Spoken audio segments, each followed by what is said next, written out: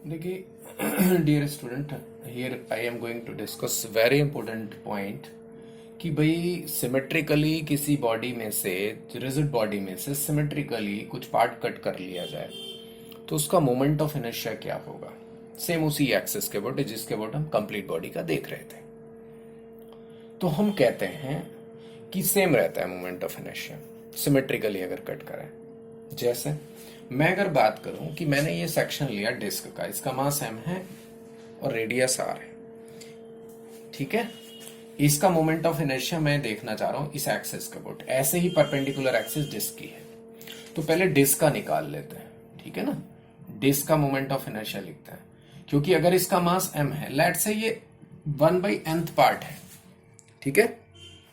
ये जो सेक्शन है ना, इसका कुछ तो पार्ट होगा, 1/4 होगा, 1/3 होगा, 1/nth है मान लीजिए। This is 1/nth of disc. Disc का 1/nth पार्ट है, 1/nth पार्ट है डिस्क का ये, ठीक है। अब हम डिस्क का निकाल लेते हैं। तो डिस्क का मास कितना हो जाएगा, इसका मास अगर m है तो डिस्क का मास हो जाएगा n टाइम्स ऑफ दिस, ठीक है। तो I about this axis disc का अगर हम कैलकुलेट करें तो हाफ 1/2 होता है ना R square, N M into R square, ये लिखेंगे कि नहीं। डिस्क का कैलकुलेट कर रहे हैं। अब मैं कह रहा हूं कि अब इसका मास अगर 1/n है तो इसका मोमेंट ऑफ इनर्शिया, डिस्क के मोमेंट ऑफ इनर्शिया का क्या हो जाएगा। इस सेक्शन की बात करें तो आई ऑफ सेक्शन, थोड़ा सा मैं इधर लिख देता हूं, सेक्शन का मोमेंट ऑफ इनर्शिया क्या होगा, आई ऑफ सेक्शन, इस सेक्शन का।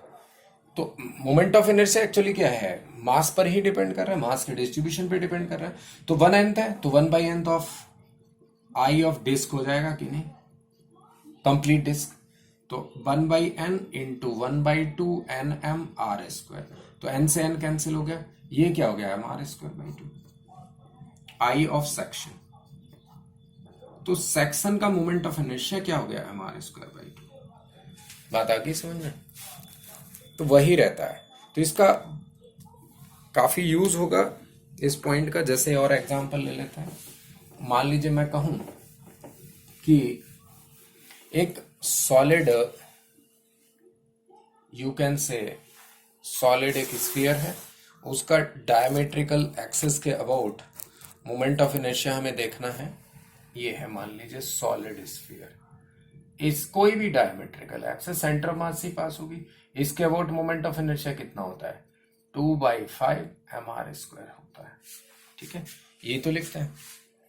अब अगर इसमें हम कहने लगे कि भाई इस एक्सिस की बजाय इसको हम कट कर लें, मास इसका m लिया था हमने, रेडियस r ली थी, ठीक है। ये इसके अबाउट आई 2/5 mr²।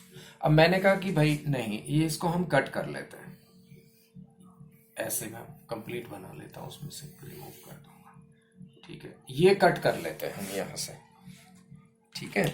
इसको कट कर लेते हैं और हम कह रहे हैं कि भाई कट करने पर इसके अबाउट भी मोमेंट ऑफ इनर्शिया वही रहना चाहिए, ठीक है, ये रहना चाहिए।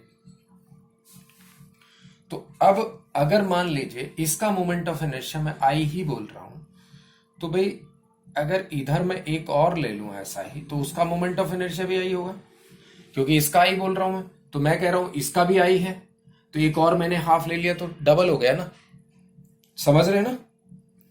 मास m है। तो एक चीज बताइए, अब क्या हो गया मेरा इसके अबाउट मोमेंट ऑफ इनर्शिया, अगर मैं बोलूंगा तो I plus I 2i is equal to 2/5। अब ये m था, ये m था, कितना हो गया 2m इंटू r², बोलो तो ये कितना हो गया I is equal to 2/5 mr², वही तो रहा। क्लियर। तो सेम रहता है सिमेट्रिकल, उसी एक्सेस के अबाउट सिमेट्रिकली अगर कट किया तो मोमेंट ऑफ इनर्शिया सेम रहता है। अब देखिए इसकी और कुछ एप्लीकेशंस हम करेंगे, पैरेलल एक्सिस, परपेंडिकुलर एक्सिस की।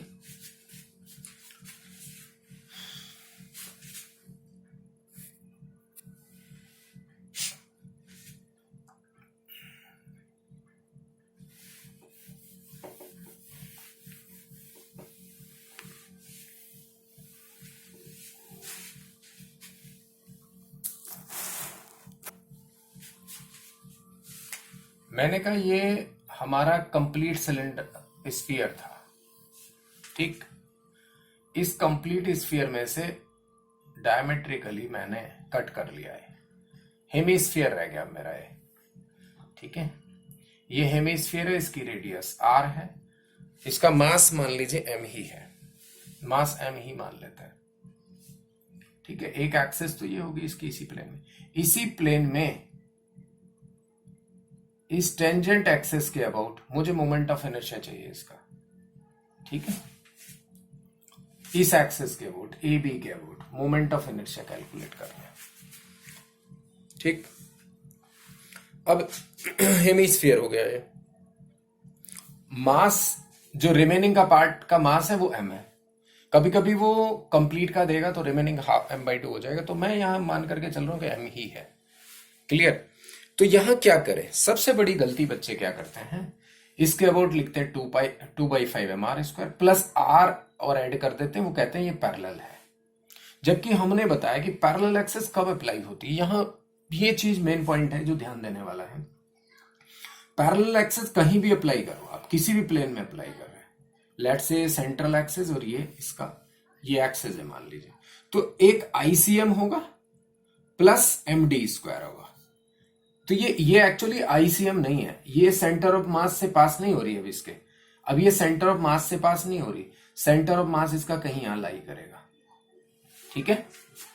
सेंटर ऑफ मास कहां लाई करेगा, ये चीज आपको देखनी पड़ेगी, क्लियर।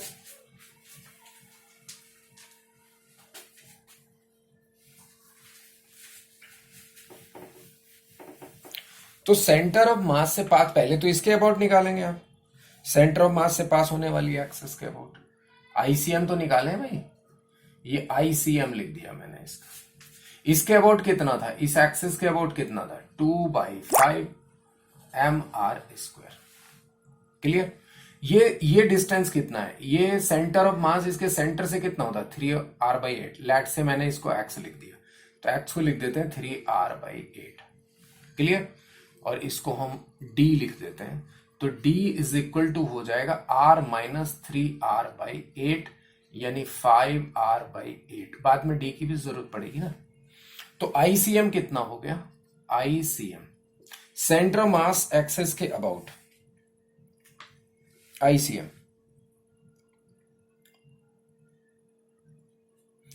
अगर मैं इस एक्सिस के अबाउट देखूं, बात करूं, ये मैं लेट से मैं I लिख रहा हूं, तो I लिखते क्या थे हम, देखो I लिखते थे ICM plus md² that is x², यानी mx², यस और नो, यही तो था फार्मूला हमारा पैरेलल एक्सिस। तो इसके अबाउट I मिला, ये ICM, तो यहां से ICM यानी उल्टा लिखना पड़ेगा आपको, समझ गए ना। हम क्या लिखते थे, किसी भी एक्सिस के about moment of inertia is equal to moment of inertia about centre of mass से पास होने वाली एक्सिस प्लस m यानी mass of the body into square of the perpendicular distance. तो ICM कितना मिल जाएगा, I कितना था, I minus mx², I is 2/5 mr² minus m, x is 3r/8 यानी 9r²/64। तो ये ICM मिल गया, क्या मिल गया, ICM मिल गया। अब हमें I रिक्वायर्ड AB के अबाउट, तो I अबाउट AB मैं यहां लिख देता हूं, I about AB is equal to ICM plus m into d², और d 5r/8 है, क्लियर। तो लिख देते हैं IC को 2/5 mr² minus 9 mr²/64 plus m into d² यानी 25 mr²/64। ये कितना रह जाएगा, इनको दोनों को अलग ऐड करें तो 16/64 यानी mr²/4, तो 2/5 mr² प्लस mr²/4, ये हो जाएगा 13/20 है ना, 20, और ये हो जाएगा 4 8, और ये हो जाएगा 5 यानी 13/20 mr²। I about AB of the hemisphere parallel to the, इसके टेंजेंट एक्सिस है एक तरह से, ठीक है, parallel to this central axis. तो यहां ध्यान रखना है, बच्चे नॉर्मली गलती यही करते हैं, वो सीधे सीधे इस एक्सिस के अबाउट तो बोल देते हैं कि सिमेट्रिकल है, तो 2/5 mr² होगा, प्लस पैरेलल एक्सिस लगा दो, mr² ऐड कर दो, गलत, रॉन्ग हो जाएगा, क्योंकि सेंटर ऑफ मास अब ये नहीं है, सेंटर ऑफ मास ये है। तो पहले इस एक्सेस के अबाउट मोमेंट ऑफ इनर्शिया हमें पता है, तो आईसीएम निकालेंगे। वो कैसे निकालेंगे? This I is equal to ICM plus this square, distance parallel. तो यहां से आईसीएम मिला, फिर प्लस आप पर पैरेलल एक्सेस फिर से लगाएंगे। Clear? This is very important concept.